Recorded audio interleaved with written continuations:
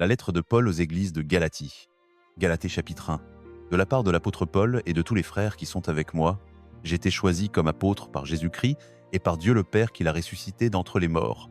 Ce ne sont pas des hommes qui m'ont choisi ni établi pour cette mission. À toutes les églises de Galatie, je prie pour que Dieu le Père et notre Seigneur Jésus-Christ vous accordent la bonté et la paix. Le Christ a obéi à Dieu notre Père et s'est donné lui-même en sacrifice pour nos péchés, afin de nous délivrer de ce monde mauvais. À Dieu soit la gloire pour toujours et à jamais. Amen.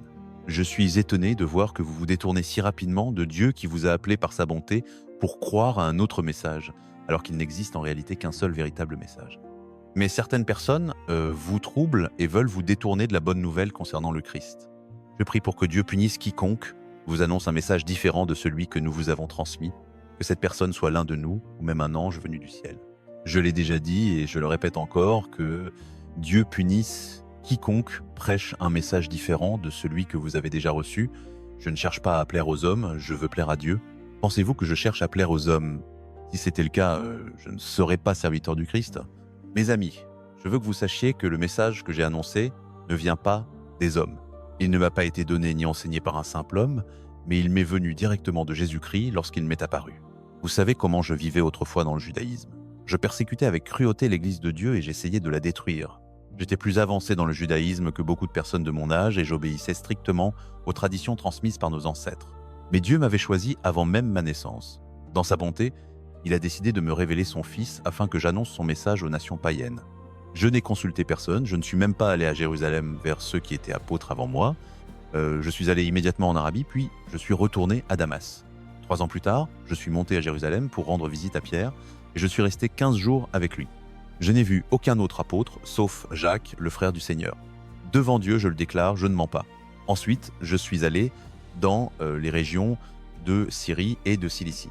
Les églises de Judée qui appartiennent au Christ ne m'avaient jamais vu personnellement.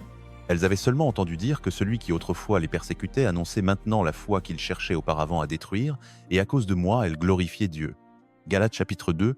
14 ans plus tard, je suis monté de nouveau à Jérusalem avec Barnabas, et j'ai aussi emmené Tite avec moi. J'y suis allé parce que Dieu me l'avait révélé. J'y ai exposé l'évangile que je prêche parmi les païens, et je l'ai présenté en privé à ceux qui étaient considérés comme les dirigeants les plus importants, afin de m'assurer que mon travail passé et futur ne serait pas inutile. Tite, qui était avec moi, bien qu'il soit grec, n'a pas été contraint de se faire circoncire. Nous y sommes allés à cause de faux frères qui s'étaient infiltrés parmi nous pour espionner la liberté que nous avons en Jésus-Christ, afin de nous réduire en esclavage. Mais nous ne leur avons pas cédé, pas même un instant, afin que la vérité de l'évangile demeure pour vous.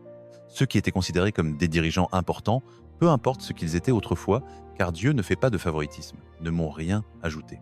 Au contraire, ils ont reconnu que Dieu m'avait confié l'évangile pour les païens, tout comme il avait confié à Pierre celui pour les Juifs. En effet, Dieu qui a agi en Pierre pour l'apostolat auprès des Juifs, agissait aussi en moi pour les païens.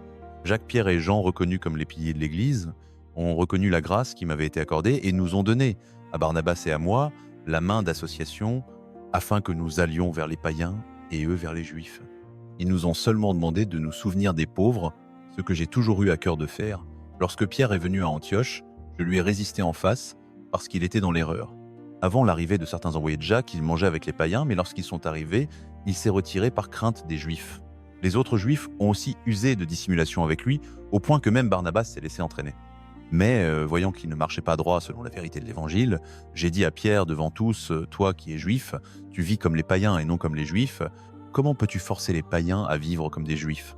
Nous sommes juifs de naissance et non pécheurs d'entre les païens, mais sachant que l'homme n'est pas justifié par les œuvres de la loi, mais par la foi en Jésus-Christ. Nous avons cru en Jésus-Christ afin d'être justifiés par la foi en Christ et non par les œuvres de la loi, car personne ne sera justifié par les œuvres de la loi. Si en cherchant à être justifiés en Christ nous étions trouvés pécheurs, Christ serait-il donc serviteur du péché? Certainement pas. Car si je rebâtis ce que j'ai détruit, je me rends moi-même coupable. Par la loi, je suis mort à la loi afin de vivre pour Dieu. J'ai été crucifié avec Christ. Je vis, mais c'est plus moi qui vis, c'est Christ qui vit en moi. La vie que je vis maintenant dans la chair, je la vis dans la foi au Fils de Dieu qui m'a aimé et s'est livré lui-même pour moi. Je ne rejette pas la grâce de Dieu, car si la justice s'obtient par la loi, alors Christ est mort en vain. Galates chapitre 3. Ô Galatès insensé, qui vous a ensorcelé, vous devant les yeux de qui Jésus-Christ a été présenté comme crucifié, je veux seulement savoir ceci de vous. Est-ce par les œuvres de la loi que vous avez reçu l'Esprit, ou par la prédication de la foi?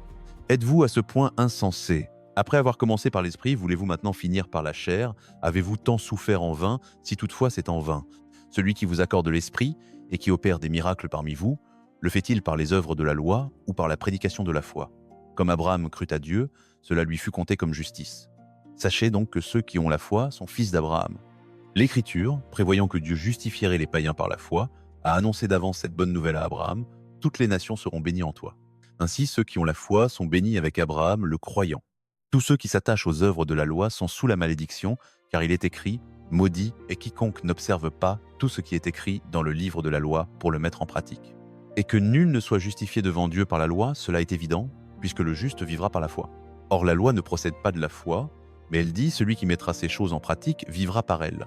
Christ nous a rachetés de la malédiction de la loi en devenant malédiction pour nous, car il est écrit: maudit est quiconque est pendu au bois, afin que la bénédiction d'Abraham ait pour les païens son accomplissement en Jésus-Christ, et que nous recevions par la foi l'Esprit qui avait été promis. Mes frères, je parle à la manière des hommes.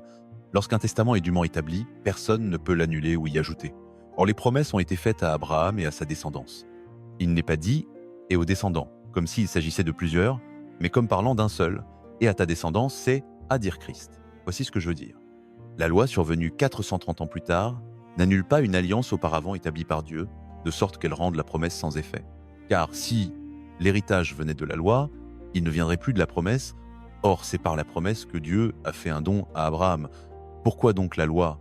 Elle a été ajoutée à cause des transgressions, jusqu'à ce que vienne la descendance à qui la promesse avait été faite. Elle a été promulguée par des anges, au moyen d'un médiateur. Or, le médiateur n'est pas médiateur d'un seul, tandis que Dieu est un. La loi est-elle donc contre les promesses de Dieu? Loin de là, car si une loi avait été donnée qui puisse donner la vie, la justice viendrait réellement de la loi. Mais l'Écriture a tout renfermé sous le péché, afin que la promesse soit donnée par la foi en Jésus-Christ à ceux qui croient. Avant que la foi vienne, nous étions enfermés sous la garde de la loi, en vue de la foi qui devait être révélée. Ainsi, la loi a été notre pédagogue pour nous conduire à Christ, afin que nous soyons justifiés par la foi. La foi étant venue, nous ne sommes plus sous ce pédagogue. Car vous êtes tous fils de Dieu par la foi en Jésus-Christ. Vous tous qui avez été baptisés en Christ, vous avez revêtu Christ. Il n'y a plus ni juif, ni grec, il n'y a plus ni esclave, ni libre, il n'y a plus ni homme, ni femme, car vous êtes tous un en Jésus-Christ. Et si vous êtes à Christ, vous êtes donc la descendance d'Abraham, héritier selon la promesse. Galates chapitre 4. Or, aussi longtemps que l'héritier est enfant, il ne diffère en rien d'un esclave, bien qu'il soit le maître de tout. Il est soumis à des tuteurs et à des administrateurs jusqu'au temps marqué par le Père. Nous aussi, lorsque nous étions enfants, nous étions sous l'esclavage des principes élémentaires du monde. Mais lorsque les temps furent accomplis, Dieu envoya son Fils, né d'une femme, né sous la loi, afin de racheter ceux qui étaient sous la loi, pour que nous recevions l'adoption. Et parce que vous êtes fils, Dieu a envoyé dans nos cœurs l'Esprit de son Fils, lequel crie « Abba, Père ». Ainsi tu n'es plus esclave, mais fils. Et si tu es fils, tu es aussi héritier par Dieu. Autrefois, ne connaissant pas Dieu, vous serviez des dieux qui ne le sont pas réellement. Mais maintenant que vous avez connu Dieu, ou plutôt que vous avez été connu de Dieu, comment retournez-vous à ces faibles et pauvres principes auxquels vous voulez encore vous asservir? Vous observez des jours, des mois, des temps et des années. Je crains d'avoir inutilement travaillé pour vous. Frères, je vous en prie, soyez comme moi, car moi aussi j'ai été comme vous. Vous ne m'avez fait aucun tort. Vous savez que c'est à cause d'une infirmité de la chair que je vous ai annoncé l'évangile la première fois. Et pourtant, cette épreuve que ma condition vous causait, vous ne l'avez ni méprisée ni rejetée, mais vous m'avez accueilli comme un ange de Dieu, comme Jésus-Christ lui-même. Où est donc passée votre joie? Je vous atteste que s'il avait été possible, vous vous seriez arraché les yeux pour me les donner. Suis-je devenu votre ennemi en vous disant la vérité? Ils sont zélés pour vous, mais pas d'une bonne manière. Ils veulent vous séparer de nous afin que vous soyez zélés pour eux. Il est bon d'être toujours zélé pour le bien, et non seulement lorsque je suis présent parmi vous. Mes enfants, pour qui j'éprouve de nouveau les douleurs de l'enfantement jusqu'à ce que Christ soit formé en vous, je voudrais être maintenant auprès de vous et changer de ton, car je suis perplexe à votre sujet. Dites-moi, vous qui voulez être sous la loi, n'entendez-vous pas la loi? Car il est écrit que Abraham eut 2 fils, l'un de la servante et l'autre de la femme libre. Mais celui de la servante est né selon la chair, et celui de la femme libre est né en vertu de la promesse. Ces choses ont un sens allégorique, car ces femmes sont 2 alliances. L'une du mont Sinaï engendre pour la servitude, c'est Agar. Agar correspond au mont Sinaï en Arabie et correspond à la Jérusalem actuelle, qui est dans la servitude avec ses enfants. Mais la Jérusalem d'en haut est libre, c'est notre mère. Car il est écrit « Réjouis-toi, stérile, qui n'enfante point, éclate et crie, toi qui n'as pas connu les douleurs de l'enfantement, car les enfants de la délaissée seront plus nombreux que ceux de la femme mariée. Pour vous, frères, comme Isaac, vous êtes enfants de la promesse. Et de même qu'alors celui qui était né selon la chair persécutait celui qui était né selon l'esprit. Ainsi en est-il maintenant. Mais que dit l'Écriture? Chasse la servante et son fils, car le fils de la servante n'héritera pas avec le fils de la femme libre. Ainsi, frères, nous ne sommes pas enfants de la servante, mais de la femme libre. Galates, chapitre 5. C'est pour la liberté que Christ nous a affranchis. Demeurez donc fermes et ne vous laissez pas mettre de nouveau sous le joug de la servitude. Voici, moi Paul, je vous dis que si vous vous faites circoncire, Christ ne vous servira de rien. Et je l'atteste encore une fois à tout homme qui se fait circoncire, qu'il est tenu d'observer toute la loi. Vous êtes séparés de Christ. Vous tous qui cherchez la justification dans la loi, vous êtes déchus de la grâce. Pour nous, c'est de la foi que nous attendons, par l'Esprit, l'espérance de la justice. Car en Jésus-Christ, ni la circoncision ni l'incirconcision n'ont de valeur, mais la foi qui agit par l'amour. Vous courriez bien, qui vous a arrêté pour vous empêcher d'obéir à la vérité. Cette influence ne vient pas de celui qui vous appelle. Un peu de levain fait lever toute la pâte. J'ai cette confiance en vous dans le Seigneur, que vous ne penserez pas autrement. Mais celui qui vous trouble, quel qu'il soit, portera la peine. Et moi, frère, si je prêche encore la circoncision, pourquoi suis-je persécuté? Le scandale de la croix a donc cessé. Puissent ceux qui vous troublent se mutiler eux-mêmes. Frères, vous avez été appelés à la liberté, seulement ne faites pas de cette liberté un prétexte pour vivre selon la chair, mais servez-vous les uns les autres par l'amour. Car toute la loi est accomplie dans une seule parole, tu aimeras ton prochain comme toi-même. Mais si vous vous mordez et vous dévorez les uns les autres, prenez garde de ne pas être détruits les uns par les autres. Je dis donc, marchez selon l'esprit, et vous n'accomplirez pas les désirs de la chair. Car la chair a des désirs contraires à ceux de l'esprit, et l'esprit a des désirs contraires à ceux de la chair, ils sont opposés entre eux, afin que vous ne fassiez pas ce que vous voudriez. Si vous êtes conduit par l'esprit, vous n'êtes pas sous la loi. Or les œuvres de la chair sont manifestes, ce sont l'immoralité, l'impureté, la débauche, l'idolâtrie, la magie, les inimitiés, les querelles, les jalousies, les colères, les rivalités, les divisions, les sectes, l'envie, l'ivrognerie, les excès de table et les choses semblables. Je vous dis d'avance, comme je l'ai déjà dit, que ceux qui pratiquent de telles choses n'hériteront pas du royaume de Dieu. Mais le fruit de l'esprit est l'amour, la joie, la paix, la patience, la bonté, la bienveillance, la fidélité, la douceur, la maîtrise de soi. La loi n'est pas contre ces choses. Ceux qui sont à Jésus-Christ ont crucifié la chair avec ses passions et ses désirs. Si nous vivons par l'esprit, marchons aussi par l'esprit. Ne cherchons pas une vaine gloire en nous provoquant les uns les autres, en nous enviant les uns les autres. Galates chapitre 6. Frères, si un homme vient à être surpris en faute, vous qui êtes spirituels, redressez-le avec un esprit de douceur, prenant garde à toi-même, de peur que tu ne sois aussi tenté.